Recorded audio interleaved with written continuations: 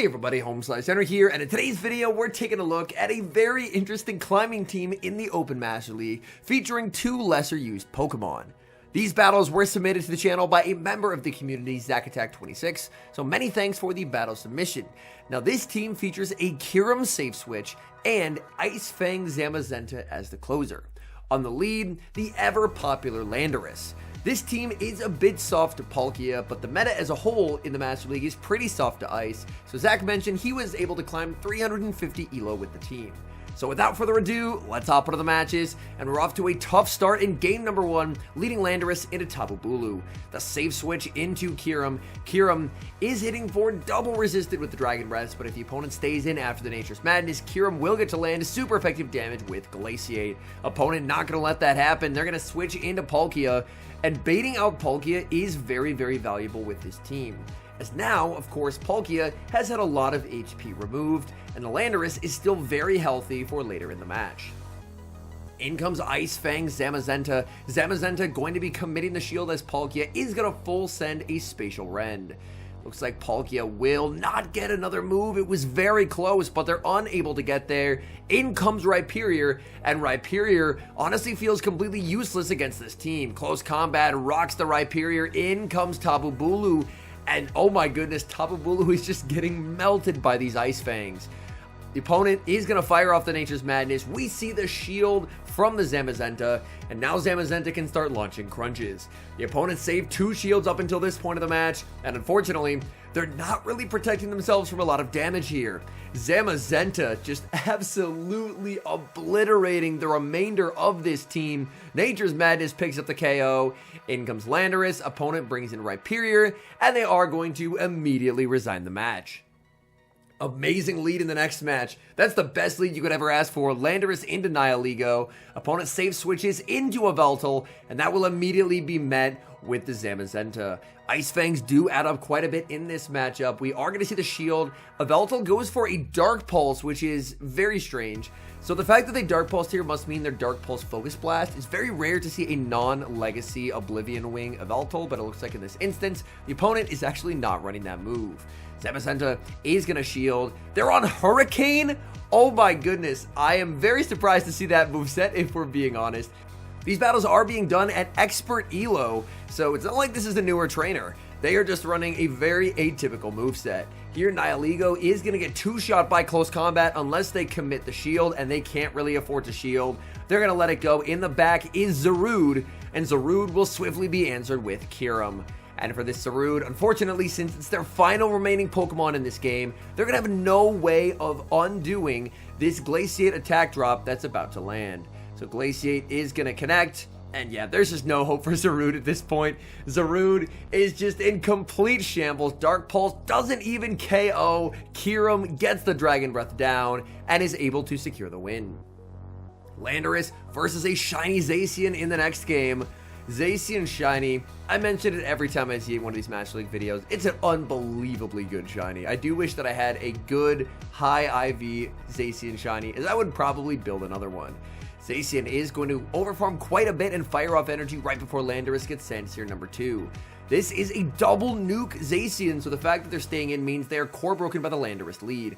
Landorus will now be able to overfarm quite significantly here. Landorus is going to build up to the back-to-back Sandsear Storms, and that's very nice. The opponent is never going to shield here, but Landorus is going to have energy exiting this matchup. In comes a Veltal trying for the farm down, but Landorus says no. Landorus makes the Stone Edge. We see a catch by the opponent. They catch on a Shadow Rhyperior, but they're about to get absolutely shredded by Ice Fang. Oh my goodness. Breaking Swipe into the Zamazenta. Does get an attack drop, but it does not save Rhyperior. Rhyperior unable to make another move. In comes a Veltal, and now Zamazenta is going to go for the Crunch. The Crunch bait does grab a shield. It does not get a debuff, but now we get to see the close combat. Close combat is going to connect, dealing some pretty significant damage. A Veltal is finally going to get the farm down, but in comes Kyurem. Kyurem has 2 shields to hide behind. Opponent realizes there's just never a way they're winning the game, so they will concede the match. Same leads in the next match, Landorus against Zacian. Zacian staying in like the other one did. We'll have to see if they actually have player up. Ooh, that's a savage catch from the opponent. They're able to catch the Sandseer onto their Yveltal. But Yveltal is swiftly answered with Zamazenta. Zamazenta farming up quite a bit here. Yveltal is going to actually now be met with a crunch. Yveltal trying to go for the double up. Crunch is going to grab the shield. Opponent, they have so much energy here. Oblivion Wing is going to hurt. We see the no shield. Oblivion Wing lands, and it doesn't KO the bulk of Zamazenta. And Zamazenta is just going to let itself get KO'd here. Saving the shield advantage, saying switch advantage not nearly as important. In comes Landorus. Landorus is going to get a sick mud shot farm down, and this energy goes everywhere. The opponent brings back in the Zacian, so that means it very well could be a Rhyperior or a Dialga in the back. Whatever's back there is not a big fan of this Landorus. Landorus is going to commit the shield, and it's a double nuke Zacian. So yeah, this opponent is in a very difficult position. They are ABA weak. They won switch, but if you're ABA weak, switch advantage does not really help you. This Zacian is extremely debuffed. We are going to see the final shield from the Landorus. Landorus trying to preserve HP. It is going to be Dialga in the back. Landorus very close to the back-to-back Sandseer Storms, but is ever so slightly short. Sandseer is going to connect, banks the Sandseer, switches into the Kyurem, and Kyurem is going to go for a full farm down. Dialga is going to make a move. It's the Roar of Time that picks up the KO, but Landorus leaves with the Stone Edge loaded, goes for the Sandseer. Stone Edge does do more, but the Zacian is already in Sandseer range. That Dialga making the Roar of Time did make things a little scary, but Landorus put the team on his back and was able to secure the win. Good lead in the next match, Landorus against Ho-Oh. Ho-Oh is always in a very uncomfortable position here because, of course, Stone Edge will one-shot, but a lot of Landoruses like to bait, so there's always the question, is the Landorus going to bait, and does Ho-Oh ever feel brave enough to try and no-shield? Ho-Oh, speaking of brave, they go for the Brave Bird. In comes Yveltal. Yveltal immediately answered with Stone Edge. Stone Edge does not one-shot here. Yveltal can survive, and now we see a switch to Kyurem. Kyurem gonna get the farm down before a Focus Blast is reached, so this is at worst only an Oblivion Wing, and Oblivion Wing not going to be a problem for the Kyurem. So Kyurem is able to get that farm down. In comes Ho-Oh, and Ho-Oh will immediately be debuffed with Legacy Glaciate. Glaciate, not a particularly damaging move to the Ho-Oh, but reducing the damage output here is going to help the Kyurem. The Kyurem could have got to another move, and that forces Ho-Oh's hand. Ho-Oh forced to go for the Brave Bird. They're now heavily debuffed. In comes Zamazenta. Zamazenta is going to be met with a Zarude in the back, and things are looking very, very good for Zamazenta to be able to close out this game. Zamazenta with the no-shield Power Whip not going to be particularly threatening. Zamazenta has the exact same stats as Zacian, meaning that it's going to take hits incredibly well. Close combat, shielded, and there is a back-breaking CMP type for the opponent. Close combat, picks up the KO. There's the switch out into Landorus to reset that debuff, and now Landorus, it didn't have a lot of energy, but it withstands 2 Incinerates, makes the Sandseer Storm, and that is going to make this game into a win. Landorus in the next match, oh my goodness, what a lead, going up against Duskmane. Duskmane staying in. A lot of Duskmane leads have double water in the back. Duskmane here is going to farm up to a potential Sunsteel Strike, but they're not going to get to throw it first, as Landorus is going to win the cap tie with the Sandseer Storm. Landorus is going to shield back. Even a -1, a Sunsteel Strike would inflict massive damage. This opponent is running Iron Head and Outrage, but the fact that they're staying in means that Landorus is core breaking them. They have no reason to stay in such a devastatingly poor matchup. In comes Palkia, and now Landorus opting to go for the harder hitting Stone Edge. Stone Edge, of course, no debuff, but it's going to hit a lot harder. In comes Zamazenta. Zamazenta does survive a Spatial Rend, but it does inflict a lot of damage. So will we see the shield used here? Yes. Zamazenta is going to commit the shield. Palkia staying in. They make a last-second charge attack. Palkia barely hanging on. Aquatail is going to land. In the back is Dialga. Zamazenta gets the back-to-back close combats, and it's all over for Dialga. You may have seen close combat from a Zacian, but that does not get same type attack bonus. Dialga does not fear Zacian close combats, but Zamazenta close combats almost pick up the one-hit KO. That's an easy farm down for Landorus, and that's another win. Landorus into Dialga. These last few matches, Landorus has been absolutely feasting on the lead, and this Dialga is not switching out, which means something is terribly wrong for the opponent. Landorus, Sandsear Storm does not one-shot, but does set up a farm down, so the opponent is forced to give up an early shield. Opponent tries for a catch onto Yveltal, but Yveltal is just about to catch these hands from Landorus. Stone Edge connects, in comes Zamazenta. They don't even get a move, and this opponent is now in a very precarious position. Zamazenta committing the shield. The opponent will be able to grab shields back with Iron Heads, and they are at the back-to-back here.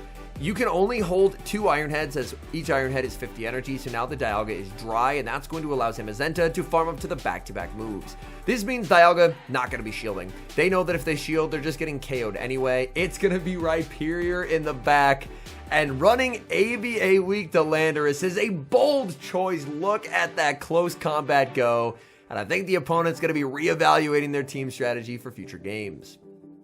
Landorus into Zacian.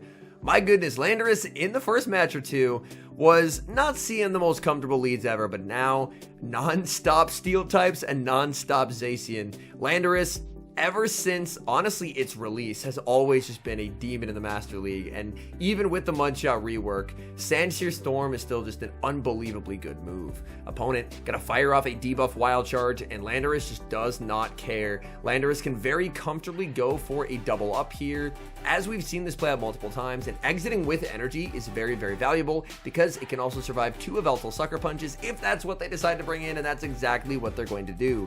So far, this game playing out identically to the game from earlier. In comes Zamazenta. Zamazenta more than happy to look to shield and overfarm quite a bit before picking up the knockout with a close combat. And even after it debuffs its defense, I mean, Sucker Punch is resisted. There's not a lot that the opponent can do. Close combat into Yveltal. They have to shield or they will get KO'd. Down goes Yveltal. In the back is Dialga. And there's just nothing they can do at this point. Zamazenta just completely sweeps again. And now, you know what? I don't hate this decision. Saving the Zamazenta for later, saying my defense is -2. I may, or actually -4 at that point. I may as well switch out into the Kyurem. Kyurem not going to get farmed down, able to make it to a second Dragon Claw. Kyurem already has some pretty okay bulk to it, so I can't imagine what the Kyurem fusions are going to look like. Oh my goodness, that's going to be incredibly fun. Tough lead for Landorus. Leading into Palkia, we see the safe switch into Zamazenta going to be met with Zacian. I think the biggest problem with the team, and it's one that I mentioned at the beginning, is if you see Palkia, Palkia is going to be a very difficult Pokemon to beat.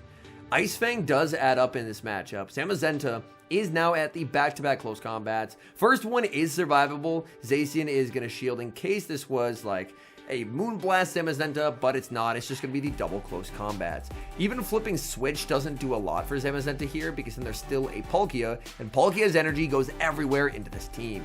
So now I think a decent course of action is just send in Landorus, try and get as much energy as possible because you're going to need it to try and get rid of this Palkia.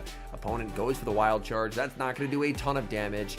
Palkia re-hits the field of play. Landorus again going for the home run shot here of the Stone Edge. Stone Edge is going to land. There's a switch to Kyurem in the back. Is going to be Duskmane, and this game unfortunately is over. Even if the Zamazenta save switch was able to bait out the Duskmane, Zacian would have still met the Kyurem, so there's just no hope in this game, and Zach is going to resign the match.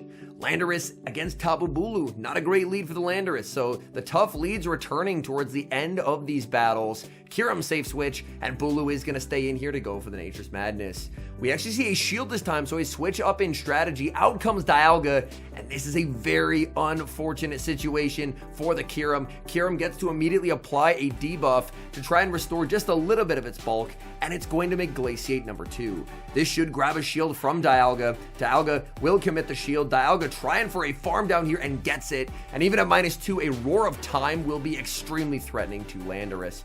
Landorus in a tough position, has to let it go. They go for an Iron Head, a huge blunder from the opponent, as this is another Iron Head, but my goodness, they could have just full sent the Roar.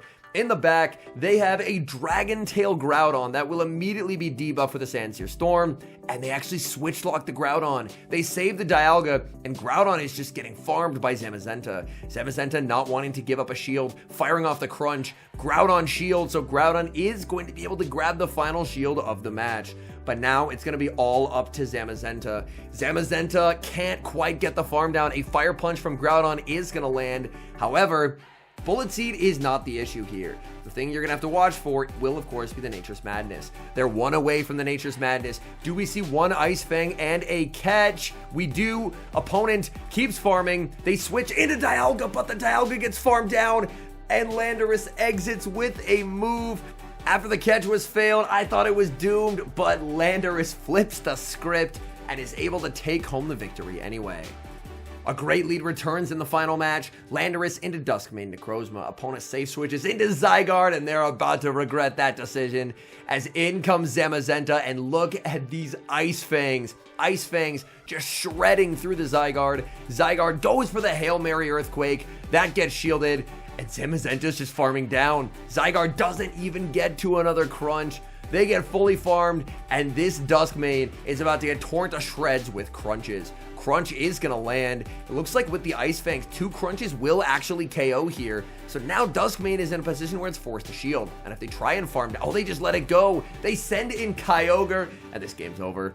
Kyurem does an amazing job at shutting down Kyogre. There's the switch to Kyurem. Opponent is going to resign the match instantly, as Kyogre is the most RPS Master League Pokemon. If it's against the Dragons, there's just not a thing that it can do, so the opponent is going to immediately resign the match. All in all, I think this is a pretty creative team design from Zacatec, and it seems like it worked as well. He mentioned during Go Battle Day, he was about 2550 and was able to climb back to 2900. The Master League meta as a whole, and part of why I was so happy when a lot of these ice types got buffed at the start of the season, is that so many teams just disrespect ice as a typing.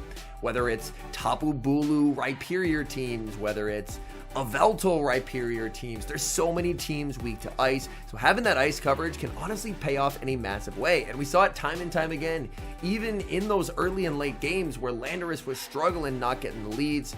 A lot of the times people would have stuff weak in the back, and Zamazenta honestly felt like the MVP here. Kyurem did some pretty solid work, but Zamazenta and that Ice Fang fast move pressure was just absolutely devouring teams alive. Anyways, thank you guys so much for watching. If you enjoy watching content like this, make sure to leave a like on the video and subscribe to the channel if you have not done so already. And a special thank you to our channel members here on YouTube. The support you guys provide is genuinely so appreciated. So thank you guys oh so very much. And until next time, I've been HomeSliceHenry.